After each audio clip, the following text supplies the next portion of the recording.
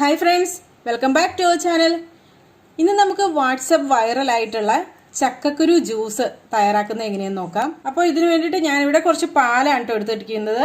അതായത് ഒരു കപ്പ് പാലും ഒരു കപ്പ് വെള്ളവും കൂടെ ഒഴിച്ചിട്ട് ഒന്ന് തിളപ്പിച്ചെടുത്താണ് ട്ടോ ഇത്. കുറച്ച് കട്ടിയുള്ള പാലാണ് ട്ടോ എടുത്തിരിക്കുന്നത്. അത് കാരണം ഒരു കപ്പ് വെള്ളം ഒഴിച്ചാലും കുഴപ്പമില്ല. കട്ടി കുറഞ്ഞ പാലാണെങ്കിൽ കുറച്ച് വെള്ളം ഒഴിച്ചാൽ മതി.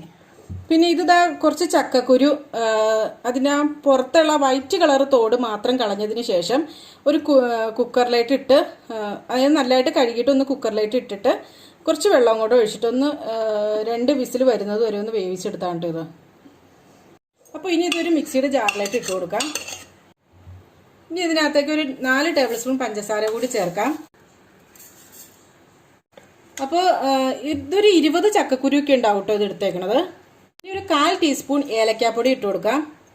ഏലക്കാപ്പൊടി ഇതിനകത്ത് ഇട്ട് കൊടുക്കണം കേട്ടോ, എന്നാലാണ് അതിൻ്റെ ഒരു ടേസ്റ്റ് വരത്തുള്ളേ. ഇനി ഇതിനകത്തേക്ക് കുറച്ച് പാലൊഴിച്ചൊന്ന് ആദ്യം ഒന്ന് അടിച്ചെടുക്കാം, എന്നിട്ട് ബാക്കി പാലും കൂടെ ചേർത്ത് കൊടുക്കാം. ഇനി ഇതിലേക്ക് ഒരു തണുപ്പിന് വേണ്ടിയിട്ട് കുറച്ച് ഐസ് ക്യൂബ്സ് ഇട്ട് കൊടുക്കാം കേട്ടോ. ഇത് ഈ ഐസ് ക്യൂബ്സിന് പകരമായിട്ട് നിങ്ങൾക്ക് പാല് തിളപ്പിച്ചിട്ട് കുറച്ച് നേരം ഫ്രിഡ്ജിൽ വെച്ചിട്ട് ഉപയോഗിച്ചാലും മതി കേട്ടോ. ജ്യൂസൊക്കെ ആകുമ്പോൾ കുറച്ച് തണുപ്പൊക്കെ വേണ്ടേ, അപ്പോൾ അതുകൊണ്ടാണ് കേട്ടോ ഐസ് ക്യൂബ്സ് ഇട്ട് കൊടുത്തത്. ഇനിയിപ്പോൾ ഇതല്ലെങ്കിൽ നമ്മൾ എന്താ പറയുക, ജ്യൂസ് അടിച്ച് കഴിഞ്ഞതിന് ശേഷം ഗ്ലാസ്സിലോട്ട് 2 ഐസ് ക്യൂബ്സ് ഇട്ടിട്ട് സെർവ് ചെയ്താലും മതി. ഇതിപ്പോൾ കണ്ടോ നല്ല തിക്കായിട്ടുള്ള കിട്ടിയിട്ടുണ്ട്.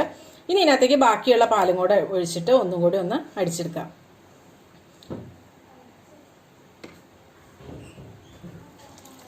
അപ്പോൾ ഇതിനകത്തേക്ക് ബൂസ്റ്റൊക്കെ ചേർക്കുകയാണെങ്കിൽ നല്ല ടേസ്റ്റാണ് കേട്ടോ. അപ്പോൾ ബൂസ്റ്റൊക്കെ ഉണ്ടെങ്കിൽ അതൊക്കെ ചേർത്തോളൂ കേട്ടോ.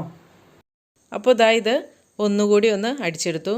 അങ്ങനെ നമ്മുടെ ചക്കക്കുരു ജ്യൂസ് റെഡി ആയിട്ടുണ്ട്.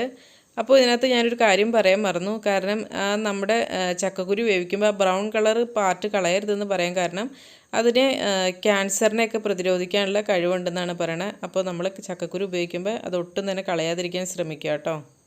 അപ്പോൾ ഇനി ഇതൊരു സെർവിങ് ഗ്ലാസ്സിലോട്ട് ഒഴിക്കാം. ഇതിന് മുകളിലോട്ട് ഞാൻ കുറച്ചൊരു ബൂസ്റ്റ് ഇട്ട് കൊടുക്കുകയാണ്.